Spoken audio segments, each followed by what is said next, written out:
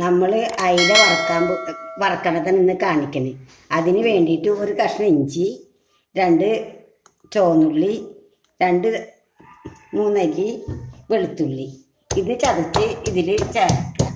അപ്പോൾ അയില വറക്കുമ്പോൾ നല്ല വാസനയും സ്വാദും ഉണ്ടാവും. മീൻ നല്ല ടേസ്റ്റായിരിക്കും. ഇത്രക്ക് മതി. മഞ്ഞപ്പൊടി കുറച്ചിട്ടാൽ മതി. നമ്മളുടെ വീട്ടിലുണ്ടാക്കണ മഞ്ഞപ്പൊടിയാണ്.